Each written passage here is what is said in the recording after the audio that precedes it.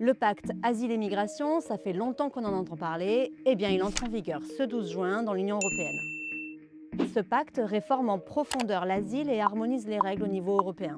Alors, c'est pas forcément limpide, mais voici les changements majeurs qui sont attendus. Premièrement, ce pacte instaure un filtrage aux frontières. Concrètement, les personnes arrivant irrégulièrement aux frontières extérieures de l'Union européenne, c'est-à-dire dans les ports ou les aéroports et qui demandent l'asile, vont passer par une zone d'attente le temps de contrôles d'identité sanitaire et sécuritaire. À l'issue de ces contrôles, deux options. Le demandeur est autorisé à entrer sur le territoire ou le demandeur n'est pas autorisé à entrer.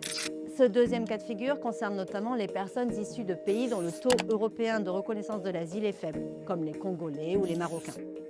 En gros, moins tu as de chances d'obtenir l'asile, moins tu es autorisé à entrer. Ça concerne aussi les personnes considérées comme représentant un risque pour la sécurité nationale. Ces personnes seront alors placées pendant 12 semaines maximum dans une zone d'attente près de la frontière, le temps de l'examen de leur dossier. C'est une nouveauté. Auparavant, tous les demandeurs d'asile avaient le droit de pénétrer sur le sol français. Bémol, il manque pour l'heure environ 300 places dans ces fameuses zones d'attente. Selon le directeur de l'OFII, des hôtels situés près des aéroports seront utilisés. À savoir, ces filtrages peuvent également concerner les personnes arrivées par les frontières intérieures de l'Union européenne. Exemple, un migrant en situation irrégulière est arrêté à Rennes lors d'un contrôle de police et demande l'asile. Il pourra alors être envoyé en zone de transit. Deuxièmement, l'externalisation de l'asile. Le pacte permet de délocaliser l'asile dans des pays tiers sûrs. Il s'agit de pays dont les demandeurs d'asile ne sont pas originaires, mais que l'Europe considère comme sûrs. Le but, externaliser des demandes d'asile. Alors, il n'existe pas de liste de ces pays, mais il s'agit d'États censés respecter le droit international. La France a déjà annoncé qu'elle n'externaliserait pas les demandes pour des raisons constitutionnelles. Troisièmement, des OQTF plus sévères. En cas de rejet de la demande d'asile aux frontières, le demandeur sera expulsé du territoire français et, point important, il pourra l'être même en cas d'appel de cette décision.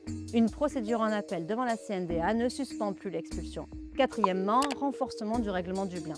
La durée pendant laquelle un État reste responsable d'une demande d'asile est modifiée. Elle passe à 20 mois contre 12 dans l'ancien système.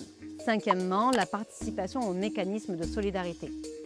Paris a donné son accord pour participer au mécanisme de solidarité mis en place par le pacte Asile afin de décharger les pays d'entrée comme l'Italie ou la Grèce. La France s'est engagée à accepter 3000 demandeurs d'asile pour la période 2024-2025. Sixièmement, le fichage.